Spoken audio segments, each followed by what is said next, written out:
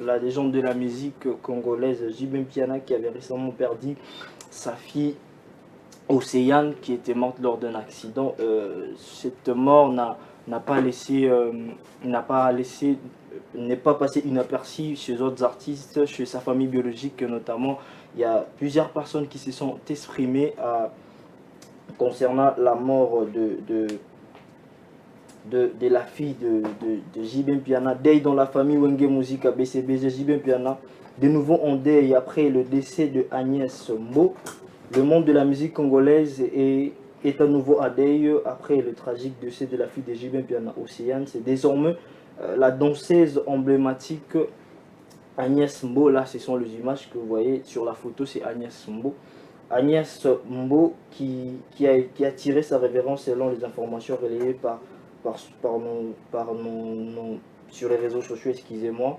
Agnès Mbo était l'une des danseuses les plus reconnues qui ont accompagné J.B. Mpiana sur scène pendant de nombreuses années. Sa disparition représente une perte immense pour la culture congolaise et pour tous les fans de l'orchestre BCBG de l'artiste J.B. Mpiana. Le deuil vient de frapper à nouveau à ma porte. Ainsi réagit un de ses proches sur Facebook, traduisant la douleur ressentie par la communauté musicale face à ces nouveaux deuils. Cette annonce du décès d'Agnès Mbo intervient seulement 2 jours après celui de la fille de J.B. Mpiana, Océane Mpiana, décédée dans un accident de voiture en France. À cela s'ajoute également la disparition récente du chef d'orchestre Séguin Mignon, du chanteur Zulema Strangalei, tous deux membres du groupe de J.B. Mpiana. Une succession tragique de pertes qui endeuille profondément la grande famille du célèbre artiste. Ce multiples disparitions au sein de son entourage musical doivent représenter un véritable déchirement pour J.B. Mpiana. Après avoir perdu sa fille, il doit à présent faire le deuil de fidèles collaborateurs qui ont contribué à son succès et à la renommée de la musique, de sa musique. Dans ces moments douloureux, la communauté musicale congolaise se mobilise pour apporter son soutien à J.B. Mpiana et lui témoigner sa solidarité face à cette situation. Poursuivons notre marathon, toujours avec le deuil qui a frappé l'artiste J.B. Mpiana, cette fois-ci avec son fils Ginon Mpiana qui a réagi après la mort de sa sœur Océane Mpiana.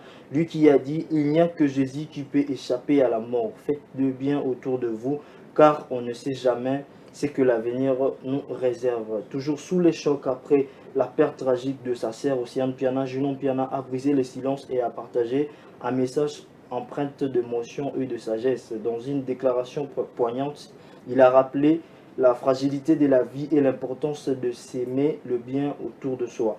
Il n'y a que Jésus qui peut échapper à la mort. Faites le bien autour de vous, car on ne sait jamais ce que l'avenir nous réserve, a-t-il réagi avec amertume. Deux mots forts qui traduisent sa douleur face à cette disparition brutale, mais aussi un appel à la bienveillance et à la réflexion. Le décès d'Océane Mpiana survenu après avoir été percuté par une voiture en région parisienne a profondément ému le public et la sphère musicale congolaise. J.B. Mpiana et sa famille reçoivent de nombreuses marques de soutien en cette période difficile. Que l'âme de l'océan repose en paix et que sa famille trouve la force de surmonter cette terrible épreuve. Nous poursuivons toujours notre marathon, toujours dans le cadre avec ce qui cadre avec la mort de Océane Mpiana. Boketu Wayambo qui lui aussi ne s'est pas tait, il s'est aussi exprimé par rapport au décès d'Océane. Boketu Wayambo sur le décès de Océane Mpiana: arrêtez de raconter des histoires comme si J.B. Mpiana l'a sacrifié. Sortez dans ces bêtises. Le décès tragique d'Océane Mpiana, fille du célèbre chanteur J.B. Mpiana, continue de susciter de nombreuses réactions après avoir été renversée par une voiture le vendredi passé. La jeune femme a succombé à ses blessures le lendemain, plongeant sa famille et ses proches dans le deuil. Face aux rumeurs circulant sur les circonstances de cette tragédie, le combattant Boketu Wayambo a tenu à réagir fermement. Arrêtez de raconter des histoires comme si J.B. Mpiana l'a sacrifié. Sortez dans ces bêtises. Une mise au point claire visant à dénoncer les spéculations qui circulent sur les réseaux sociaux connus pour ces prises d'opposition tranchée, Boketu Ier s'est ainsi opposé à cette théorie complotiste autour de cette disparition, appelant au respect du deuil de la fille de JB Mpiana et de celle de Océane Mpiana, a profondément bouleversé la communauté congolaise, a complètement bouleversé la communauté congolaise, et de nombreux messages de soutien continuent d'affluer l'attention de JB Mpiana. Nous continuons notre marathon cette fois-ci avec l'information de Maître Gims qui boycotte le Flamme Award 2025. À Paris, le 26 mars 2025, quelques heures seulement après l'annonce de ses nominations au Flamme Award 2025, Gims qui a surpris en annonçant qu'il refusait de participer à l'événement. L'artiste a demandé à ses fans de ne pas voter ni prendre part à la cérémonie dédiée aux musiques urbaines. Dans ses messages publiés Facebook, Gims a été un peu plus clair. Je n'y serai pas, cavalier, ne vous fatiguez pas à voter, on sait déjà qui est le numéro 1. Une prise de position radicale qui laisse attendre que l'artiste ne voit pas l'intérêt de sa propre nomination. Cette décision intervient seulement quelques mois après que Gims ait été récompensé aux prestigieuses victoires de la musique, un contrat saisissant qui traduit visiblement un certain désintérêt pour la cérémonie du Flamme Award. Si Gims n'a pas explicité les raisons de son refus, son attitude semble marquer une prise de distance avec la cérémonie. Certains observateurs y voient même le désaveu pour l'événement dédié aux musiques urbaines. Cela pourrait remettre en cause le mode de sélection de lauréats ou la pertinence de ces distinctions aux yeux de Gims. Analyse le journaliste musical Clément Deberck. Cette annonce de Gims, l'une des plus grandes stars de la musique urbaine francophone, marque incontestablement un coup dur pour le Flamme Award. Nous allons boucler ces marathons de réseaux sociaux avec cette fois-ci toujours du côté de la France, Paname si on peut le dire comme ça. Nouvelle vague d'interpellation dans l'affaire de l'évasion meurtrière de Mohamed Amra. Le rappeur Koba Ladé a été arrêté. Si on peut avoir déjà la photo de l'artiste en question, voilà. Le rappeur Koba Ladé a été arrêté par une nouvelle vague d'interpellation dans l'affaire de l'évasion meurtrière de Mohamed Amrat. 24 personnes soupçonnées d'avoir participé de près ou de loin à l'évasion meurtrière du narcotrafiquant Mohamed Amra en mai 2024 au PGA d'Ancarville en Europe ont été interpellés lundi 24 mars. Parmi eux figure le rappeur français Koba Ladé. C'est la quatrième vague d'interpellation depuis que Mohamed Amra a été arrêté en Roumanie fin février. Au total, 22 personnes ont été interpellées en France et 2 en Allemagne dans le cadre de cette affaire. Selon les informations de France Inter, certains de suspects sont soupçonnés d'avoir aidé Mohamed Amra à prendre la fuite vers la Roumanie en voiture. D'autres auraient permis aux fugitifs de se cacher dans un appartement à Roanne. Quelques individus sont également soupçonnés d'être liés à la préparation de l'évasion meurtrière au PGA d'Ancarville, lors de laquelle les 2 agents de l'administration pénitentiaire avaient été tués et 3 autres agents. Voilà, c'était l'essentiel de ce qu'on devait retenir sur les réseaux sociaux. J'ai dit toujours qu'il y a plusieurs informations sur les réseaux sociaux. Maintenant, nous prenons seulement les infos qui sont concrètes, qui sont exactes, parce que nous avons de fake news, beaucoup de fake news sur les réseaux sociaux. Alors, il faut toujours faire plusieurs analyses avant de vous apporter des informations, avant de vous apporter des news.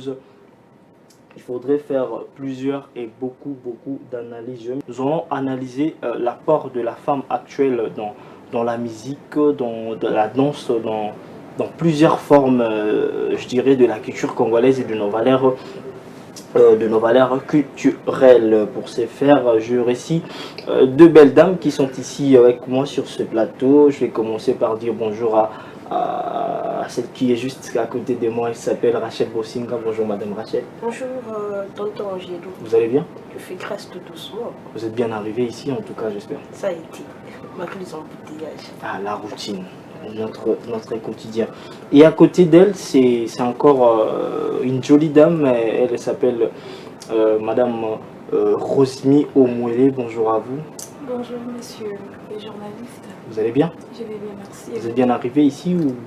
Oui, très bien, à part les embouteillages, combien de... Toujours la routine. Ouais, Toujours, j'aime bien entendre cette phrase quand je demande à mes invités, vous êtes bien arrivé ici, quand ils me disent que non, je suis bien arrivé, les embouteillages, moi je me dis, la routine, c'est comme ça, c'est devenu notre quotidien. Je vais prendre rapidement à ma gauche, lui c'est l'habitué de cette tranche d'animation matinale, j'aime bien, je peux le dire comme ça, hein. Monsieur Anissé, bonjour à vous. Bonjour, monsieur Angelo. Vous allez bien? Très bien. Voilà, c'est avec mes invités que nous allons essayer un peu de partager le cocktail de la thématique d'aujourd'hui, la femme africaine dans l'art et dans la culture traditionnelle. Nous allons essayer un peu de voir, de faire l'analyse de la femme actuelle. Tout comme ça, l'analyse, il y a apport, il y a moi si, il y a Kilelo. Parce qu'ici, on a voulu juste dire la femme africaine, mais la femme, il y a Kilelo. Apport naïe dans la protection de nos valeurs culturelles, apport naïe dans la musique, apport naïe na ezali na biso etonke ba congolais africain eza ndenge nini, est-ce que eza bien tout eza malamu. Je vais commencer avec la moi de la femme m'oblige toujours à commencer avec les femmes qui sont ici avec moi sur ce plateau. Je vais commencer avec Madame Rachel. Madame Rachel, j'aimerais savoir comment trouvez-vous l'apport de la femme actuelle dans la culture en général, dans la protection de nos valeurs culturelles? Merci pour cette très belle question. Déjà, ici de souligner que à nos jours, on demande beaucoup à la femme africaine, précisément la femme congolaise que nous sommes. On nous demande beaucoup à apporter, d'autant plus qu'il y a cette citation dit-on qui dit qu'une femme c'est éduquer toute une nation, et du coup la nation congolaise en péril. Alors on demande, on fait référence à la femme, à la maman qui doit notamment mettre ses compétences, ses savoirs, expériences pour, n'est-ce pas, faire briller la femme. Quels sont ses apports? La femme doit beaucoup apporter, notamment dans le secteur éducation, musique, dans le secteur culinaire et tout ce qui va avec. Nous devons justement innover. Quand je dis apporter, parce qu'on n'invente pas la roue, quoi a été déjà inventé. Nous devons justement innover ce qui a été nos mamans. Et avec nous, qu'est-ce que nous devons apporter pour, n'est-ce pas, jouir de cette belle civilisation, si je peux le dire. Quand vous parlez de l'innovation, vous parlez d'innover. Est-ce que cette manière d'innover là va de pair avec le respect de nos valeurs culturelles, étant que bantou, étant que congolais, sans pour autant aller avec des exemples? J'ai juste la question. Okay, on ne va pas dire retour à l'authenticité, mais on va dire recours à l'authenticité. C'est-à-dire, lorsque nous devons innover, nous devons retourner à l'authenticité. Donc faire les choses comme ça a été au passé. Nous devons justement faire les choses à notre manière, tout en ayant des idées passées. Ce que nos mamans ont fait, et cela nous permettra justement d'avancer. Madame Rosmi Omwele, êtes-vous du même avis que Madame Sheila par rapport au recours, et non retour, mais au recours à l'authenticité? Vous êtes d'accord avec ça? Je suis d'accord avec elle, et donc une femme, elle a très bien répondu à la question qui a été posée. Je suis du même avis avec la dame Rachel. Monsieur Anissé, trouverez-vous la femme actuelle apporter un plus à nos valeurs culturelles et ton congolais? Bon, personnellement, quand je regarde la femme d'aujourd'hui, en tout cas, je ne vois pas vraiment son apport, son apport significatif. Catégorique. Son apport significatif sur nos valeurs. Et quand je vois réellement la femme d'aujourd'hui, je vois déjà la disparition de nos valeurs à l'avenir. C'est ça. Quand je vois la femme d'aujourd'hui, je vois déjà la disparition de nos valeurs. C'est un sujet à débattre, ça fait débat, je ne suis pas d'accord. Si vous n'êtes pas d'accord, alors vous proposez quelque chose pour essayer de contexte. Lorsqu'il voit la femme d'aujourd'hui qui a disparition de nos valeurs, de quelle valeur il s'agit? Parce que la femme aujourd'hui était appelée femme émancipée. La femme aujourd'hui c'est une femme battante. La femme d'aujourd'hui c'est une femme qui s'est débrouille pas mal justement pour donner un coup de pouce à l'homme qu'il est. Et justement lorsqu'il dit la femme d'aujourd'hui c'est perd sa valeur, moi je dirais le contraire. En parlant de la femme actuelle, moi j'ai envie de savoir parce qu'il y a plusieurs angles, il y a plusieurs manières. Monsieur Anissé, vous avez dit ici que vous ne trouvez pas l'apport de la femme actuelle dans la protection de nos valeurs culturelles. Certes, je ne sais pas si vous seriez d'accord aussi. Est-ce que la femme actuelle peut-elle représenter l'image de la culture congolaise? Non. Non. Pourquoi non? On commence d'abord parler en accoutrement. Ok.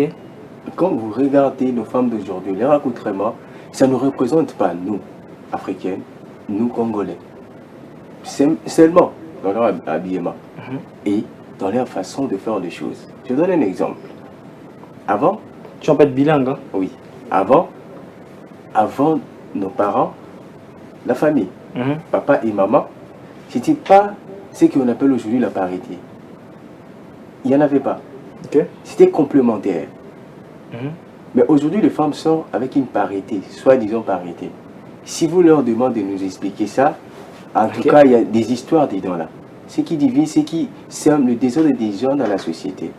Et puis, nos mamans savaient à quelle heure notre papa avait bu des lavants et barbus.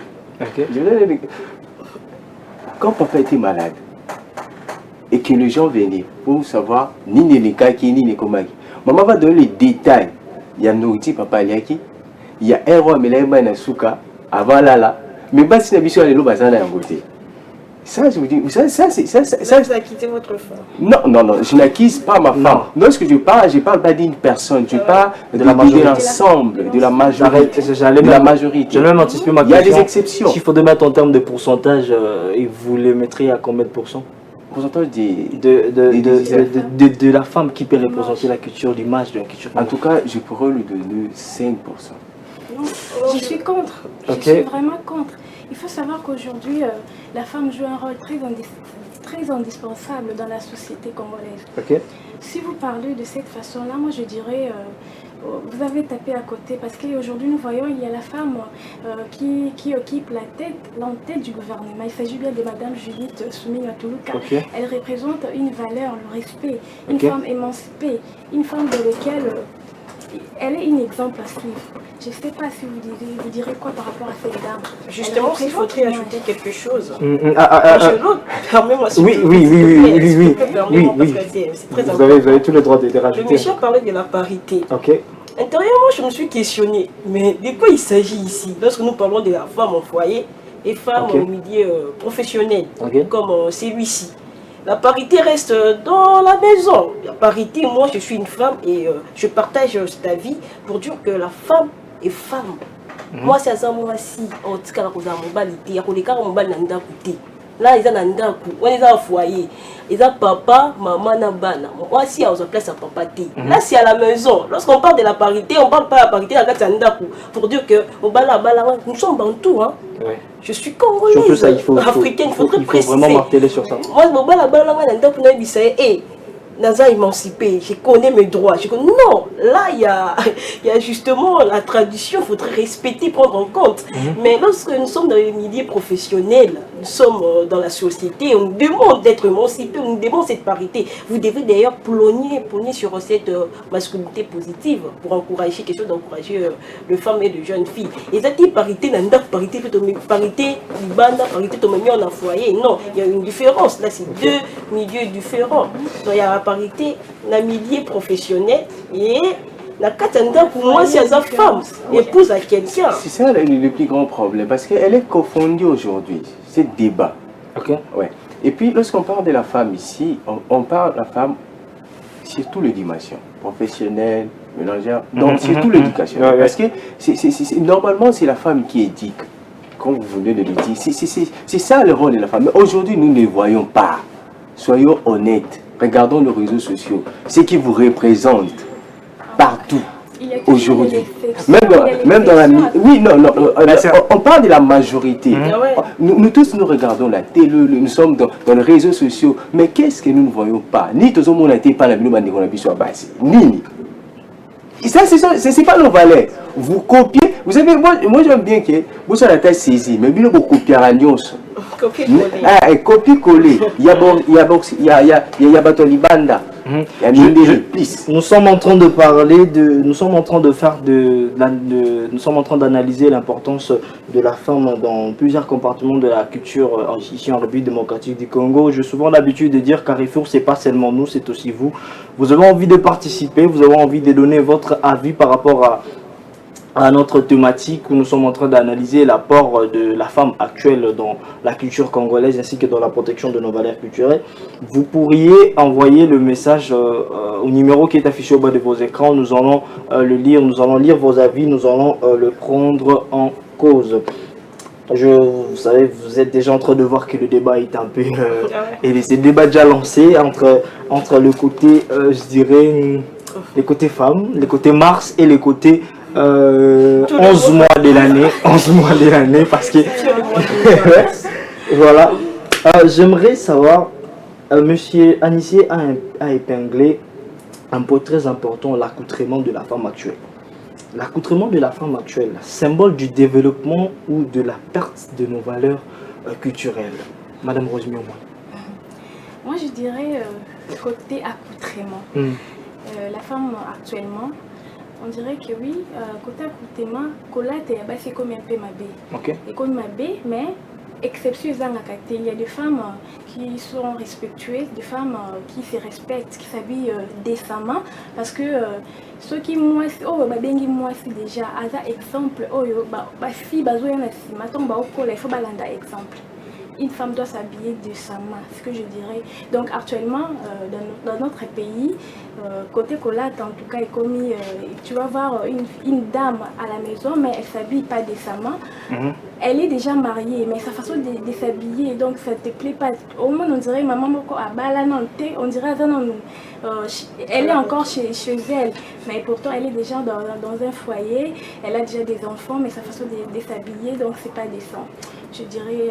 Madame Rachel Boussinga, j'espère que le mois de mars a commencé à rejoindre 11 mois de l'année, en tout cas. Je dirais, est-ce que, avec l'accoutrement de la femme actuelle, pensez-vous que la femme actuelle, j'ai pas envie de dire fille, parce que c'est pas bien, la femme actuelle pourrait inculquer quelque chose à la femme à venir dans le futur?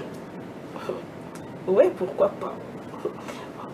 Dit-on l'habit ne fait pas les moines. On reconnaît les moines par sur la... Je pense que c'est une citation préférée de femmes, souvent. Je l'entends souvent. Bon, vous pouvez continuer en tout cas. Ah ouais. Ok. Je me suis mal habillée. Non, vous êtes bien habillé, vous êtes bien habillé décemment en tout cas. J'aime bien votre accoutrement. N'est-ce pas modèle à suivre? Si. N'est pas suffisant pour les gens qui nous regardent à la télévision. Combien de femmes sont en train de nous monter maintenant? Moi j'ai dit que chacune d'entre nous a le devoir d'apporter sa contribution, sa pierre à l'édifice. Je vais souligner ce que je dis souvent aux gens qui m'entourent. Habillez-vous en fonction de vos ambitions. Ok. Montre-moi comment tu t'habilles, je te dirai qui tu es. Moi je le dis comme ça.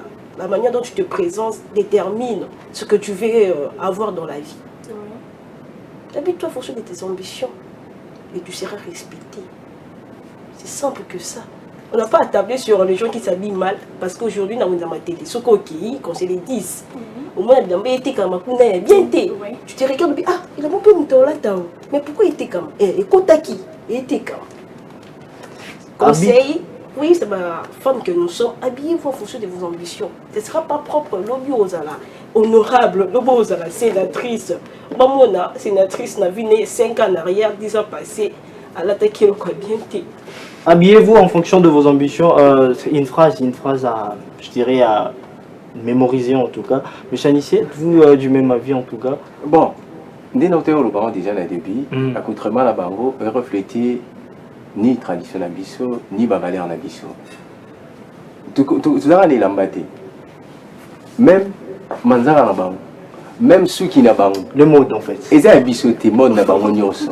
Ils ont la culture na bisoté. Ba adopter yango. Ba adopter yango. Ils ont qui l'enfouenge na lingala. Monsieur a tout mis wanza.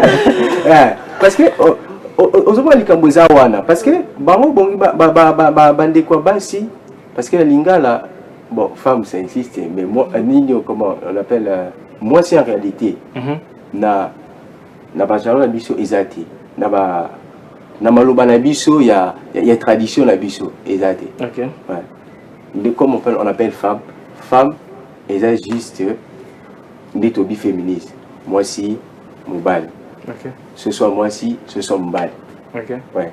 Mais ça c'est il y a moi si moi na ni na biso nyonso ezala raté na tradition na biso ezati. Ça déjà c'est déjà un point de départ. C'est tout un problème. La tradition na biso. On doit commencer par là. Parce que quand moi je vois la femme d'aujourd'hui, j'ai beaucoup de regrets. Je me dis, que sera nos enfants demain? Avec tout ce qui se passe sur les réseaux sociaux, oui. Avec... J'ai épinglé certains. Parce que dernièrement, j'ai vu une vidéo circuler où les Indiens coupent leurs cheveux pour faire des cabellos et puis revendre. Ah, on en a vu, moi je suis vu un documentaire. Il y a beaucoup de réalités. Il y a d'autres, ils font ça dans le commerce, mais il y a d'autres qui ce sont des rituels. Et ça, les dit, Bengani, Midi Momabe, Nassou, qui a pris Bakati Moutouana, la personne est délivrée. Mais ce même cheveu là, il y a un monde de base sur la aujourd'hui, on est naturel et c'est ça qui est Azamabe.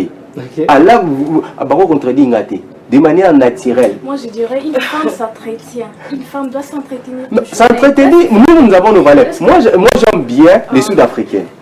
Ils ont gardé leur valeur. Ils sont trop belles hein, dans leur kiti. Ils sont trop belles quand tu regardes une femme sud-africaine. Tu vois, elle est dans ses valeurs et peut le respecter, même dans la société.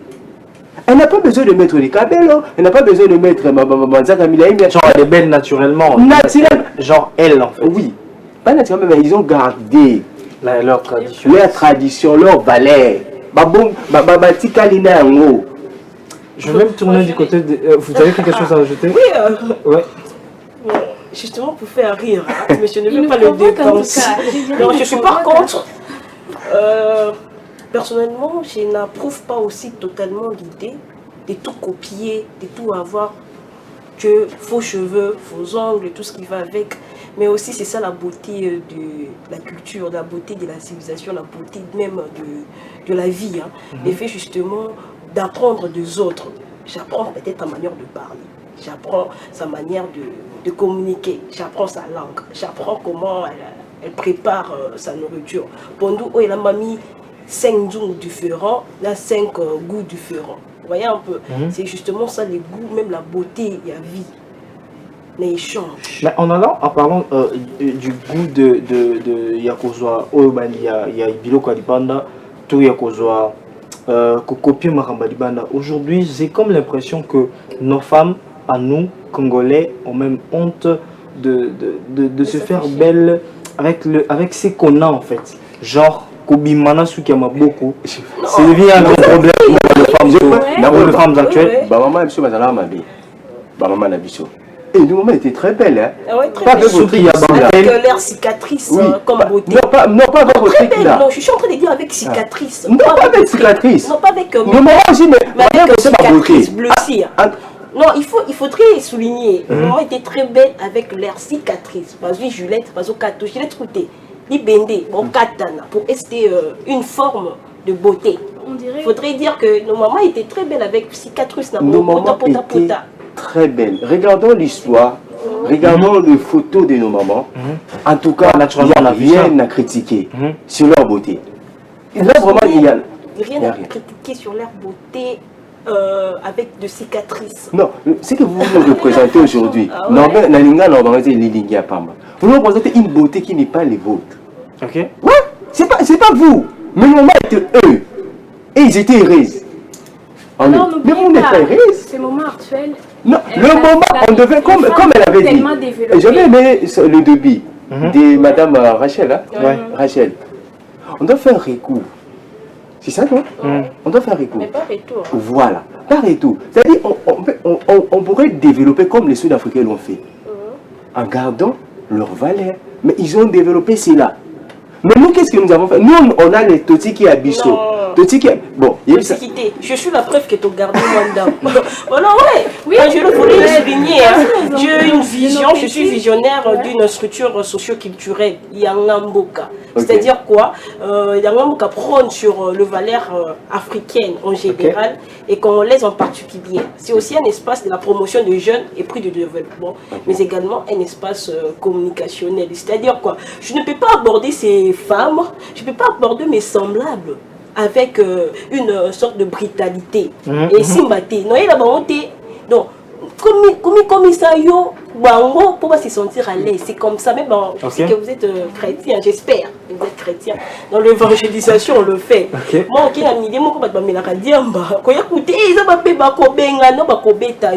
le plus important, que tu dois faire passer un message. Et de la manière possible. Toutes les stratégies sont bonnes pour atteindre ce que tu veux comme cible. Donc s'il faudrait, moi je l'ai dit comme ça, s'il faudrait, vu que vous preniez sur le valeur, vous preniez sur l'authenticité, vous preniez sur le fait d'être trop naturel, s'il faudrait passer par, je ne sais pas moi, de porte à porte, s'il faudrait émettre des stratégies pour qu'ensemble, que nous puissions dire non, va voter contre qui va pas placarder c'est pas mauvais. Non mais moi personnellement je suis pas contre le fait de se mettre un peu je dirais comme l'a dit Madame Rosemi au mot de se prendre soin en fait, de mettre un peu les cabelos. Mais moi je suis contre le fait d'essayer d'apparaître comme une autre personne en fait. Parce que quand vous mettez le make-up, vous mettez le truc là, c'est plus vous en fait. Ça c'est une autre personne. Parce que du moment où ton Longoli... Non, c'est pas juste. Du moment... On n'est pas venu pour se faire attaquer. Non, on parle des femmes. Ah oui, si nous gardons encore notre... on dit quoi? Vous parlez de la culture, nos traditions, nous les gardons encore. Même si on a perdu une grande partie, mais on garde. Parce qu'il y a des écoles à l'internat où les filles se coiffent. Il y a d'autres qui se fait stresser, maboko, arabe, avec le cheveu naturel. Ouais, batika bakabeloté, batika bamini capté pour aller à l'école. Ils sont naturels. Par là, j'ai envie de je me suis posé cette question toute la nuit. Je me suis dit, bon, est-ce que la femme n'est pas à la base de la culturation? Je vais commencer par Madame Rossi. Pourquoi la femme n'est pas à la base de la culturation? Est-ce que la femme est à la base de la culturation? C'est la femme qui est à la base de la culturation, c'est vrai? Je dirais pas tellement, pas totalement. Pas, je dirais 50-50. 50-50 s'il faut mettre en termes de pourcentage. Okay. Moi je mettrais au moins sur 100%, je dirais dans de 65% pour la femme. 65% pour la femme. Je ne sais pas forcément que la femme est à la base de la culturation. C'est là. La femme actuelle est-elle à la base de la culturation? Non, si je ne peux pas vous serrer peut-être tantôt en disant que voilà, c'est Rachel qui est meneur à ce côté là-bas, femme. Non. En fait, moi, je suis en train de nous sommes en train de voir l'aspect Kim Kardashian dans nos maisons, l'aspect novelas. J'ai compris. Donc, c'est dans tous nos compartiments. Novelas, relation amoureuse, novelas, vie réelle. Nous sommes dans Kim Kardashian. Déjà, ça, c'est la culturation en fait. Tout ça, c'est la femme. Demande en mariage. Je suis contre, mais pourtant, ce sont des hommes qui s'agenouillent pour demander un mariage. C'est parce que la femme oblige. Mais non. Je suis en train de tenter de répondre. Avec une base qui va éclaircir ce que je vais dire après. Tout ça, c'est la femme. Vous savez, moi, je n'ai jamais fait ça à ma femme. Demander le mariage à mes jeunes. Je n'ai pas fait ça. Je le fais en économique. Non, pas très économique. Pas trop économique. Mais je voulais rester cet homme-là qu'il voyait depuis le début jusque-là. Mais il a dit, mais extravagance, c'était là, copé bilo mongoté. Biso pas la chose à bongoté. Et pas la biso. Et ça bongoté. Ouane ça makambu ya mindele. Biso babaïndo. Je vais encore répondre. Justement mettre de base pour mettre de bien. Non, pour ce faire, je vis une vidéo sur les réseaux sociaux où un homme a fait une demande de mariage sans pour autant s'agéner, mais la femme a refusé de prendre la bague, tout simplement parce que le mec... seulement. Moi, j'ai une vidéo. On a la vivre en haut. Déjà, et pas Moutoumsus. Et ça, ma maman sur l'autre, à live comme ça. Mais elle a fait ça. À ça, on a tout un problème. J'ai envie qu'on laisse. C'est quoi ça? J'ai envie qu'on laisse Madame Rachel répondre rapidement parce que nous sommes déjà en train de citer. Moi, je dirais que la culturation, c'est un sujet qui fait beaucoup de débats. Justement, pourquoi? Parce que je l'ai dit tantôt au début qu'éduquer une femme, c'est éduquer toute une nation. Justement, le problème d'articulation, c'est l'articulation, c'est en plus la femme. Pourquoi? Parce que on s'est dit que la femme est responsable de la société actuelle. La femme devrait apporter ce qu'elle apporte. Je ne dis pas que la femme n'apporte rien. Elle apporte. Mais la société demande plus que ça à la femme. Il faut être réaliste. Notre société congolaise demande beaucoup plus à la femme. C'est ce qu'elle apporte. Ce n'est pas insuffisant, ce n'est pas vu en invisible, c'est visible. Mais la société demande à ce que la femme a bâti sa sous l'énergie, a même au bon balingi. Raison pour laquelle ma acculturation, ils ont la plus la femme. Moi je dirais que même l'homme, que ce soit l'homme et la femme, c'est la base. Merci, merci. J'ai une question. J'ai envie de dire, ici c'est moi qui pose des questions. J'ai envie de dire cette fois, ici c'est moi qui pose des questions. Donc, une question, monsieur. Non, merci, je vous permets pas. Excusez-moi, je vous permets pas. Je vais prendre le mot de la fin de monsieur Anissé par rapport à notre thématique sur les analyses qu'on a pu faire ici. Si vous pouvez donner votre mot de la fin. Si je donnerais un mot de la fin, premièrement, on doit faire écho comme Madame Rachel avait dit, commencer à mettre le base. Parce qu'aujourd'hui, lorsque nous regardons, nous allons vers la disparition de nos valeurs. Et pour le remettre, c'est-à-dire il faut revenir vers la femme, parce que c'est elle qui éduque. C'est elle qui éduque la nation, c'est elle qui reste avec les enfants, c'est elle qui prend soin de l'homme. Et on doit revenir sur elle, lui instruire, comme on le faisait avant. Vous savez, avant, c'était des manières orales. Maman éduque sa fille. Mais aujourd'hui, de plus en plus, nous ne voyons plus. Nous ne voyons plus que Ndengi Pinza Maman Zaiki, avant de moi si oiseau là qui s'est déjà donné à vous en alibala. Tous les bandés qu'on a quatre en mot, tous les bandés qu'on peut foot là, on le voit plus. Tous les monde a massouné à Maman Bassiri. Mais moi, ce que je veux demander aux femmes d'aujourd'hui, d'instruire encore leurs enfants. Et puis, pour nous instruire, il faut bailler. C'est-à-dire, bakene na rekuya otanga culture na biso tradition na biso et puis baluka pe bato bayebi c'est-à-dire ba kolo o bayebi ba apprendre pour que ba transmettre la génération parce que ceux qui ont bonté mon cher tout qui na disparition à ma valeur na biso. Ça se voit qu'il y a vraiment beaucoup à dire par rapport à cette thématique. Vos programmes à vous rapidement s'il vous plaît. Bon, mes programmes comme tu le sais très bien, je suis responsable des ADC Business. C'est juste ici à côté de l'hôtel Memlink, surtout by Mall, local A1. Je suis là, je vends le téléphone. Nous ouvrons de 7h à 21h. Nous sommes disponibles pour vous servir. Si vous avez besoin de téléphones, ordinateurs, accessoires de téléphones, venez. Nous avons besoin d'accessoires, contactez monsieur Anissé. Avec Anissé Business, vous ne serez pas dessus. Là, je vais prendre le mot de la fin de Madame Rosemire rapidement, ainsi que vos programmes. Oui, merci beaucoup. Je dirais la technologie a déjà évolué par rapport à ce que la femme doit... parce que nous sommes en train de perdre notre valeur petit à petit. Mais il faut savoir aussi que la technologie évolue. Il y a d'autres façons que nous... façon nous tous comme il faut apprendre et à co-éduquer. En fait, en tant que nous, une femme. Alors je dirais, en fait, on doit faire, nous, en tant que femmes, on doit faire de notre mieux pour ne pas perdre nos valeurs. On doit rester de femmes respectueuses parce que la génération nous appartient. Nous devons être des exemples à suivre pour un Congo meilleur, en fait. D'accord. Parce qu'éduquer une femme, comme on vient de le dire, c'est éduquer toute une nation, je dirais, en fait. Voilà, c'est ça le mot de la fin. Deux salutations, si vous en avez. Ouais, je salue...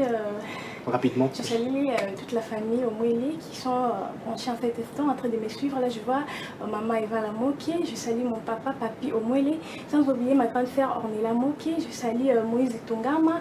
Ils sont tellement nombreux. Nous sommes déjà à 4, voilà. Ça allait faire 10 en tout cas. Je vais prendre le mot de la fin de Madame Sheila rapidement. Parce que nous cordez à tout. Merci pour cette belle émission.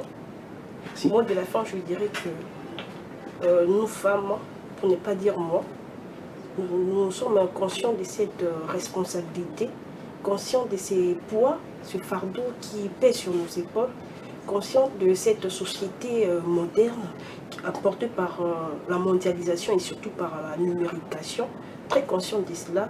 Et pour ne pas, en fait, donner beaucoup de philosophie, je dirais, il faudrait être très consciente de sa vie, consciente de sa mission et consciente de la société imposée par Dieu.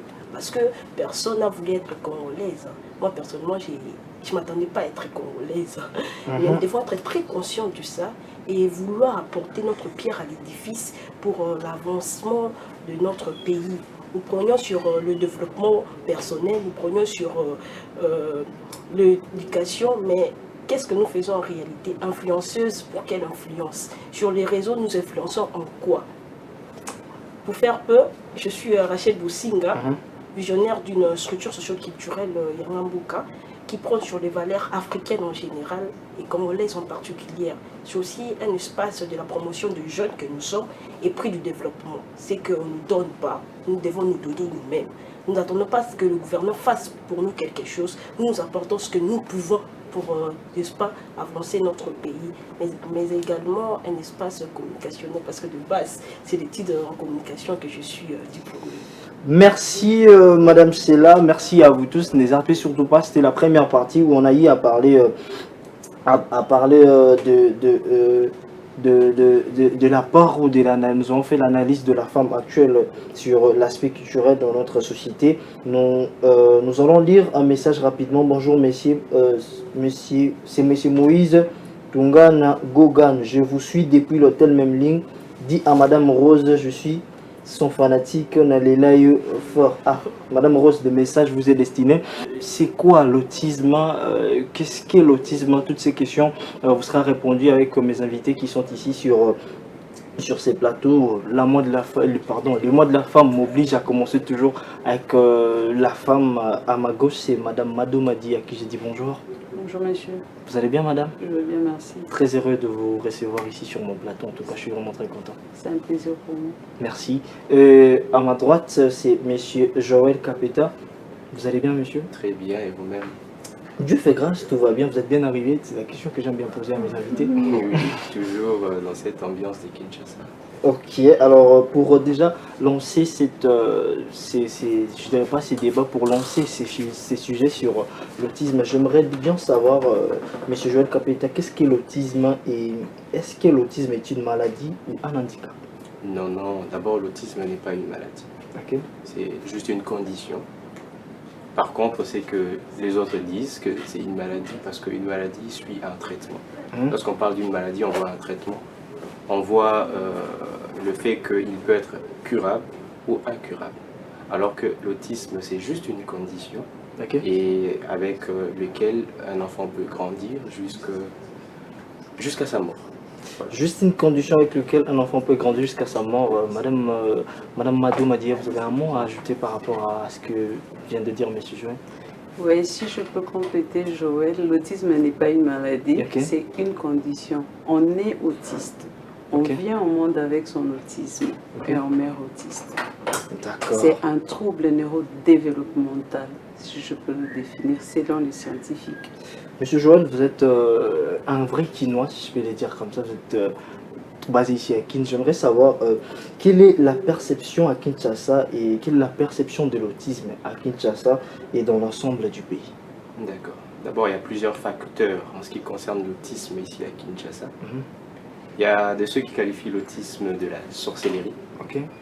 Il y a de ceux qui qualifient l'autisme de... Je vais essayer un peu d'être bilingue. Oui, c'est surtout ça, pour la bonne compréhension de tout. Il y a d'autres qui disent qu'ils sont des bizengi, entre guillemets. Et il y a plusieurs conceptions ici à Kinshasa qui, de fois, vont à l'encontre de la définition de l'autisme et de la considération que nous pouvons avoir de autistes. Il y en a plusieurs en tout cas. Est-ce que cette perception n'est pas due au fait, à la vision ou au comportement que nous trouvons chez ces genres d'enfants, par leur manière d'agir, par leur manière de faire les choses, n'est-ce pas, c'est pas par ça? Premièrement, je ne dirais pas c'est par cela, parce que moi j'aimerais dire que tout part de la connaissance que nous avons de ça. Et ce qui fait deux fois défaut à la connaissance que nous pouvons porter de l'autisme, c'est la sensibilisation. Ouais, un peu l'audience de la sensibilisation portée sur l'autisme. Je vais me tourner du côté de Madame Madia. Que faire pour savoir que son enfant est autiste et que faire si ce n'est pas le cas? En fait, d'abord, pour savoir, je voudrais dire, on commence à parler de l'autisme à l'âge de 3 ans. Avant l'âge de 3 ans, on peut juste suspecter. Parce que l'autisme, il touche le comportement, il touche les interactions sociales et il y a un problème de communication. On appelle ça triade en termes scientifiques. Donc, vous verrez que par le comportement, il y a des comportements répétitifs. Et par rapport aux interactions sociales, généralement, ce sont des enfants qui sont plus en retrait. Et par rapport à la communication, on a des autistes qu'on appelle verbales, qui peuvent parler, peu verbales, qui peuvent sortir quelques mots seulement, et non verbales, qui ne parlent pas. Et les recherches nous disent que plus de la moitié des autistes, ils restent non verbales. Et là, je vous parle des autistes qu'on appelle les autistes de Cana, les autistes infantiles ou les autistes de bas niveau.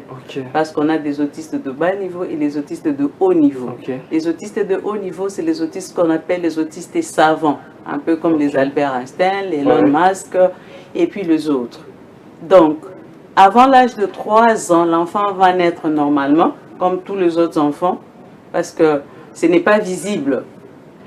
Mais c'est après, les parents vont constater que l'enfant peut commencer même à parler, appeler papa, maman. Après, il y a régression.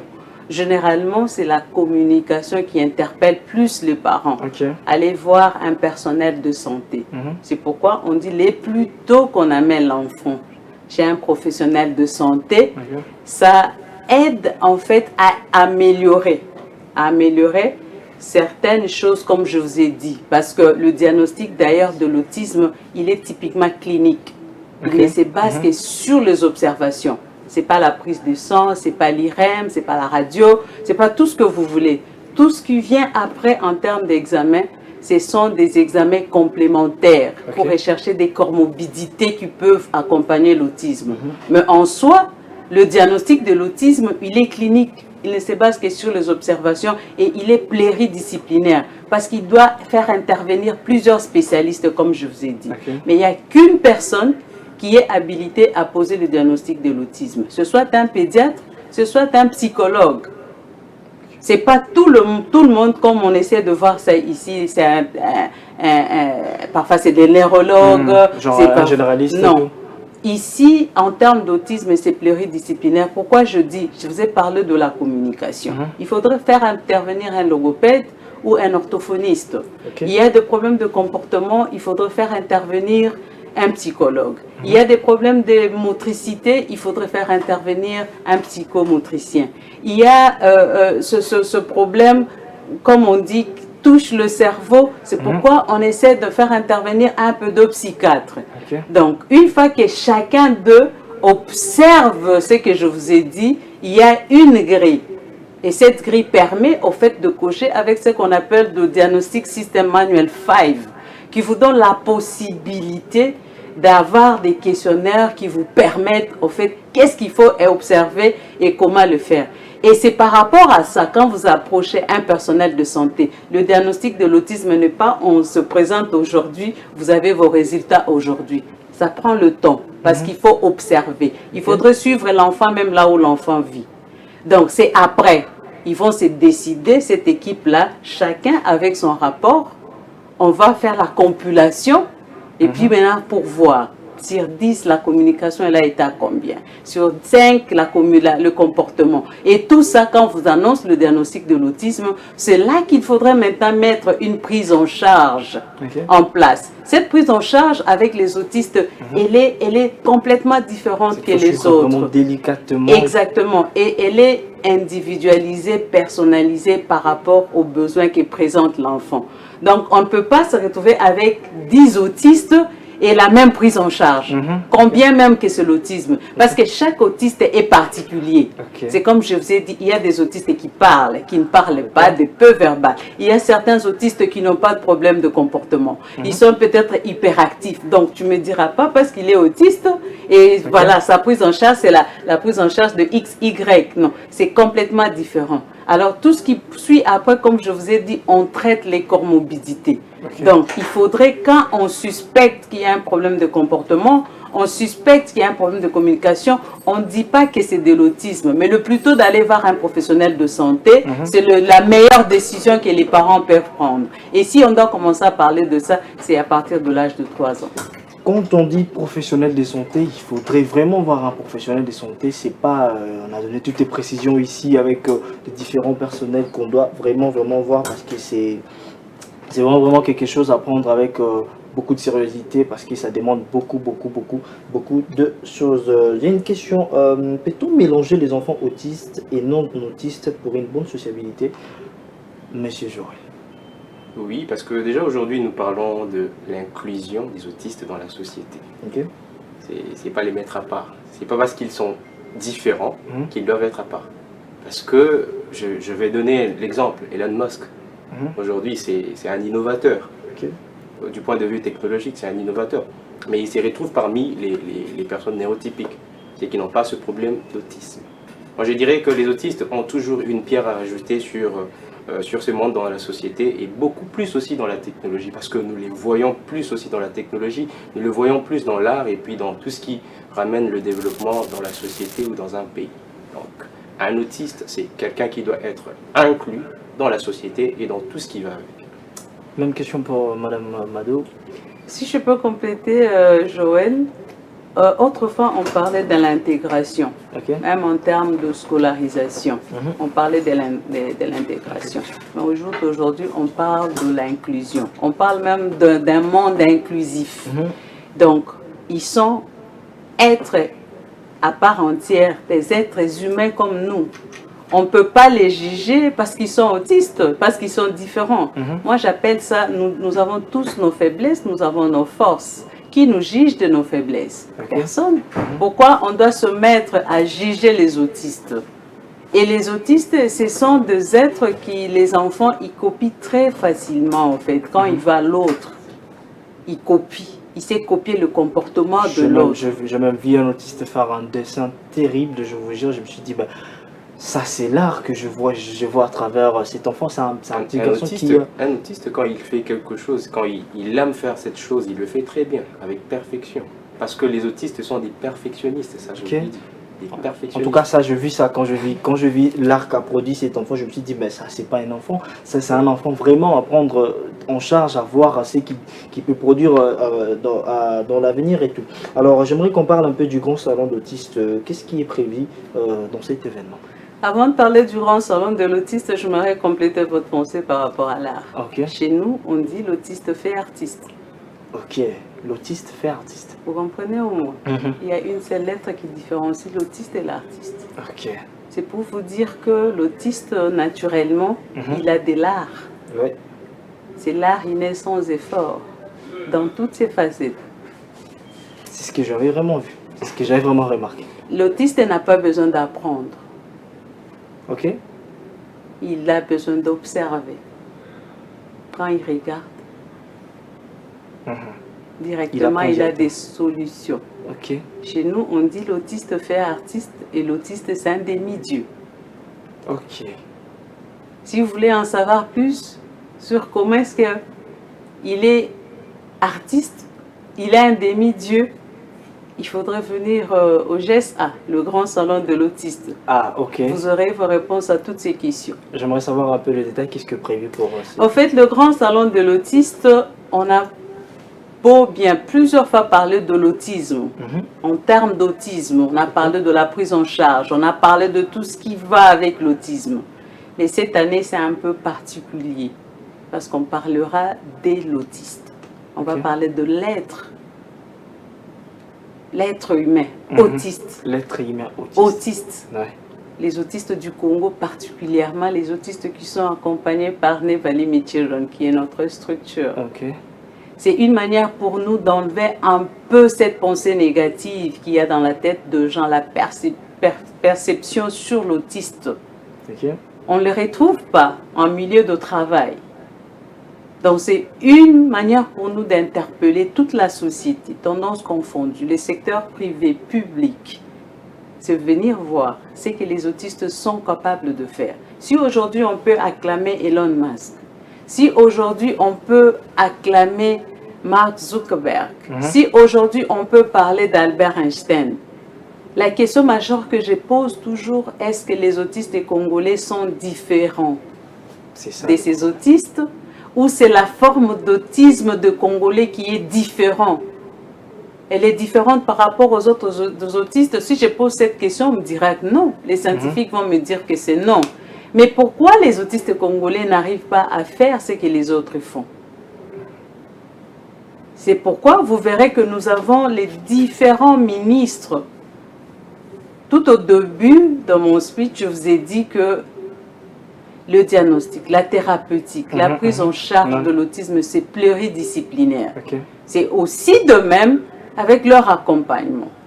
Vous verrez qu'au GESA, il y a différents ministères qu'on appelle les ministères sectoriels. Pour nous, on pense qu'ils sont censés intervenir dans l'autisme. Donc, ils vont se retrouver face aux autistes, répondre aux questions des autistes. Monsieur Joël, vous avez un mot à rajouter par rapport au déroulement de ces grands salons qui va se dérouler bientôt? J'aimerais juste inviter tout le monde à y participer. D'autant plus que nous allons encore découvrir... C'est déjà pour le 6 avril? Le 3 et le 4 avril, pour la semaine prochaine. Alors, j'aimerais nous inviter à découvrir c'est quoi un autiste, comme Madame Aldo l'a dit tantôt. Et je peux aussi parler de comment y participer, si je peux en profiter. Nous avons un lien de réservation, que nous avons mis à la disposition de tout le monde. Ce lien, c'est www.nlcevents.org. Et vous pouvez réserver votre place. C'est au Fleuve Congo Hotel. Et le 4, nous aurons aussi une soirée de gala. Alors, nous avons entendu parler qu'il y aura plusieurs panélistes qui vont se succéder, chacun avec leur thème. Alors, qui seront les participants ou invités? Que faire pour y prendre part? Vous avez déjà martelé sur ça. Alors, j'aimerais juste savoir qui seront les participants ou les invités de ces grands salons. C'est comme je l'ai dit tantôt, il y aura des ministères. Donc des ministres sectoriels. Entre autres, il y a le ministre de la Santé et de l'Éducation. Moi, j'ai toujours dit que c'est la clé. Ces deux ministères jouent un très très grand rôle. Pourquoi? Parce que tout commence par le diagnostic. Donc nous aimerions avoir un système. On n'a pas ce système. Au Congo, tout le monde peut poser le diagnostic de l'autisme. Donc le ministre de la Santé sera là pour nous répondre à cette question. Il y aura le ministre de l'Éducation. Pourquoi l'éducation? Aujourd'hui, on parle de la gratuité de l'enseignement à Kinshasa, au Congo, je peux dire, mais on ne trouve pas les autistes. Et qui bénéficient de cette gratuité? Ne sont-ils pas congolais? Ils doivent répondre à cette question. Il y aura le ministère de la Recherche scientifique. Les autistes sont des chercheurs. Ils sont des chercheurs. Où est la place de l'autisme dans ce ministère? Certainement, Donc, il y aura plein et il y aura des scientifiques, des professeurs d'université qui doivent intervenir. Pourquoi? Parce qu'aujourd'hui, le problème de l'autisme, c'est l'Église qui essaie de s'approprier d'une matière qui ne la concerne pas. Nous devons poser la question aux scientifiques congolais. Pourquoi est-ce qu'ils ont laissé les champs à l'Église qui essaie de s'approprier de cette matière? Et vous serez en place, le grand public, en face des autistes, quelques autistes congolais seulement, qui vont essayer de démontrer de quoi est-ce qu'ils sont capables, que la société ignore en les traitant de tout ce que Joël a dit, de fous. On les trouve dans les centres psychiatriques, des bizengi, et puis voilà. Alors, j'ai une question. Qu'est-ce que vous faites pour alerter et sensibiliser la population sur ces phénomènes d'autisme? La sensibilisation, Joël l'a dit, c'est la clé dans tout ce que nous faisons. Et c'est parmi, si je peux dire, la mission de NLC, c'est d'abord de la sensibilisation. Et depuis quelques années, c'est ce que nous faisons. On fait des descentes sur terrain. On fait des campagnes publiques. On organise des conférences, des journées portes ouvertes. Donc, on essaye les réseaux sociaux, le média des chaînes de télévision. C'est comme ça qu'on essaie de passer, en tout cas, le message, enfin, de nous permettre d'atteindre un très bon nombre de personnes. Et ce que vous êtes en train de faire aujourd'hui, vous êtes en train de participer aussi à cette sensibilisation. Je dis toujours à toutes les personnes qui sont tout autour de moi, une personne sensibilisée, c'est une vie sauvée. Donc, ce que vous venez d'écouter maintenant, là, il ne faut pas la garder pour vous. Sensibiliser autour de vous en milieu de travail, à l'église, en famille, dans les quartiers, c'est une vie sauvée. Si on ne le fait pas, parce que moi je peux être limité, Joël peut être limité, Elsie ne peut pas aller, mais on essaie de faire avec le maigre moyen, parce qu'on n'est pas d'abord accompagné par l'État. Or, l'autisme aujourd'hui, c'est une préoccupation pour la santé publique. C'est un problème majeur. Quand je regarde ce qui se passe sur les autres cieux, les moyens qu'on met en termes de recherche par rapport à l'autisme, et ce qui se fait chez nous, c'est pas ça. Ce mois de mars, on appelle le mois de la femme. Je vais partout, on parle de la femme. Le 2 avril, c'est aussi la journée mondiale de sensibilisation à l'autisme. Donc, le mois d'avril, c'est le mois des autistes. Faites la même chose. On doit en parler aussi, on doit faire du bruit pour ça. C'est pourquoi on a besoin d'une troisième voix. Je nous invite tous à participer. C'est 3 et 4 avril. Ça sera où? Ça sera au Fleuve Congo Hotel. Nous serons tous là. Venez nombreux. Nous allons voir. Moi, j'ai plus hâte de voir les côtés autistes, artistes qu'on nous a parlé ici, parce que j'aime bien l'art, j'aime la beauté. Et je serai là vraiment pour voir la beauté dans l'art des autistes. J'ai envie, en parlant de... Je vous avais dit ici que les autistes sont de génie. Nous avons autistes, artistes. Alors, j'aimerais savoir, y a-t-il un système éducatif particulier pour cette catégorie d'enfants? Je vous ai dit, l'accompagnement d'un enfant autiste, il est individualisé, personnalisé par rapport aux besoins que présente l'enfant. Chaque autiste, il a, comment est-ce que je peux appeler ça? Centre d'intérêt. Okay. Merci de me compléter, Joël. Il a son centre d'intérêt, ce qui lui intéresse. Si vous amenez l'enfant qui est plus dans l'art, on lui amène à faire quelque chose qui n'est pas dans l'art. Du coup, il va perdre l'attention, il va perdre le goût, parce que ce n'est pas ce qu'il veut. C'est comme si vous êtes en train de le forcer, il sera en tout cas désintéressé. Mais quand vous lui amenez, c'est pourquoi il faudrait bien observer pour comprendre c'est quoi son centre d'intérêt et l'orienter par rapport à son centre d'intérêt, et il te donnera le meilleur de lui. Ok, je comprends. Monsieur Joël Capeta, un mot par rapport à si vous pouvez rajouter quelque chose à ce que venait de dire Madame Madou Madi. À ce que venait de dire Madame Madou, je peux juste rajouter, c'est que quand vous disponibilisez à un autiste tout ce qu'il faut pour son centre d'intérêt, il vous transforme cela, il s'améliore. Et c'est aussi la raison pour laquelle nous organisons ce gala de fundraising. C'est pour essayer d'adapter le centre que nous avons, un centre qui est un projet de Never Limit Children, c'est le centre d'excellence Kitumaï, qui est sur ma campagne, Trois-Vallées. Alors, c'est toujours pour permettre à nos autistes, qui sont aujourd'hui des jeunes adultes autistes, parce qu'auparavant l'idée c'était commencer avec des enfants autistes, mais cette communauté est en train de s'agrandir. Alors il faut vraiment essayer d'améliorer aussi le cadre d'apprentissage de ces enfants autistes. C'est pourquoi nous avons aussi lancé cette soirée de gala pour récolter les fonds et essayer d'améliorer le cadre pour ces jeunes autistes qui sont parmi eux des artistes, des informaticiens et bien d'autres, dans bien d'autres domaines. Merci beaucoup, M. Joël Capeta. Je vais prendre une dernière question.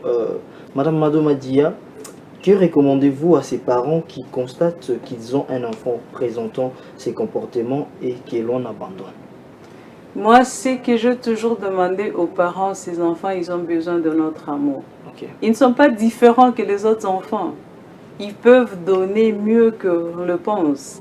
Qu'ils soient autistes de bas niveau, qu'ils soient autistes de haut niveau. C'est comme on a dit. La meilleure des choses pour nous à faire, c'est d'abord aimer et découvrir son centre d'intérêt pour bien l'orienter. Donc, ces parents ne peuvent pas rejeter ces enfants ou privilégier les autres enfants de la fratrie pour négliger l'autre. Il reste un enfant. Et ce que je dis aux parents toujours, c'est que Dieu a créé l'homme à son image. Peu importe. Ils ont le droit d'être aimés parce qu'ils sont enfants. Et surtout l'image de Dieu. Exactement. Donc, ils ont besoin de notre amour. Ils ont droit. Ils ont droit. Donc, on ne peut pas le rejeter. J'ai fait une émission par rapport à un petit génie que moi j'ai rencontré dans le RID Kinshasa. C'est juste pour dire, si la famille faillit à sa mission, il y a la place de l'État. Nous avons un ministère des Affaires sociales. Vous êtes d'accord avec moi? Si la société faillit à le gouvernement faillit à sa mission, nous avons l'Église. On regarde ce que l'Église a fait dans la Bible. Où est la place de l'Église? Si je me suis retrouvée aujourd'hui dans l'autisme, c'est parce que j'ai voulu. Ou peut-être pas parce que je suis affectée par ça. Je ne suis pas affectée par ça d'une manière indirecte ou directe. C'est par une expérience vécue ici à Kinshasa, au XXIe siècle. Une maman qui laisse sa petite fille mourir tout simplement parce qu'elle était diagnostiquée autiste. Et cette petite fille est décédée comment? C'est l'Église. Est-ce que c'est le rôle que l'Église doit jouer? Je pense non. C'est carrément non, en fait. C'est carrément non. C'est pourquoi je dis, moi, les parents, c'est mes premiers partenaires. Avant d'aller chercher les partenaires extérieurs, les parents, c'est mes premiers partenaires. Donc, on sensibilise. C'est pourquoi nous, l'accompagnement, ce n'est pas seulement les enfants, à la fin, les parents. Les enfants et les parents. Parce que les parents doivent être informés et formés. Ils doivent s'imprégner de la situation de leur enfant. Ils viennent chez nous, on ne les garde pas 24 hours, 24 heures sur 24. Ils sont là part-time, à temps partiel. Et le reste du temps, c'est à la maison. Si les parents ne sont pas informés et formés, même la prise en charge, tout ce que nous ferons chez nous ne va pas servir, ne va pas aider. Donc, dans ces cas, il faudrait, je dirais, une formation aussi de l'apprentissage au niveau des parents aussi pour essayer de comprendre un peu comment faire les choses avec leur enfant. Tout à fait. Monsieur Joël, un mot par rapport à cette même question sur votre recommandation par rapport aux parents qui constatent et qui constatent que leur enfant a ces comportements et qui ont souvent tendance à les abandonner. D'accord, comme Madame Mado l'a dit, il ne faut pas tout simplement se fier à tout ce que l'on peut écouter, à tout ce que l'on peut entendre. La meilleure manière de sauver une vie ou la meilleure manière de résoudre une solution, c'est de s'informer. Alors, j'aimerais demander aux parents qui aujourd'hui nous suivent, sûrement ils ont remarqué ces signes dans leur enfant ou dans leur famille, de s'informer auprès de ce centre que nous sommes, de cet aspect que nous sommes, et je pense que nous aurons à les orienter. Mais aussi dans la quête que nous sommes en train de poursuivre, c'est vrai que la sensibilisation fait défaut, mais nous essayons avec le moyen de bord de toujours associer aussi le gouvernement. Bien que ce n'est pas facile, cette démarche elle n'est pas facile, mais nous essayons d'associer aussi le gouvernement, l'État congolais, parce que le gouvernement a une grande voie de sensibilisation, une hausse voie de sensibilisation. Alors nous voulons essayer aussi de toucher cette partie-là pour répandre cette connaissance de l'autisme et faire en sorte que tous les parents qui ont ces signes connaissent au moins la démarche à suivre. Avant de prendre votre mot de la fin, j'aimerais juste savoir un tout petit peu, est-ce qu'il y a des parents qui viennent auprès de vous pour apprendre aussi comment faire pour élever ou éduquer ces enfants-là? Bien sûr que oui, je vous ai dit ça. Mais j'aimerais quand même rappeler que, je vous ai dit, l'autisme c'est une préoccupation pour la santé publique aujourd'hui. On dit 1 enfant sur 100. à travers le monde, les naissances, chaque jour. Ça, c'est l'OMS. C'est 1% de la population. C'est énorme. Quand vous allez ailleurs, un peu comme les Canada, vous trouverez que c'est chaque ville qui te donne le statistique. Il y a 1 sur 94, 1 sur 96, 1. Mais au Congo, on n'a pas de statistiques. Un petit mot par rapport à l'événement pour clôturer directement votre mot de la fin pour inviter les gens à venir massivement. On essaye de faire et les parents y viennent. Et la voix est là en train de se faire entendre. Ça, au moins, c'est quelque chose de très positif pour moi. Donc, par rapport à l'événement, on invite tout le monde qui aimerait savoir plus sur l'autisme et sur les autistes. Venez le 3 et le 4 avril au Fleuve Congo Hôtel de Kinshasa.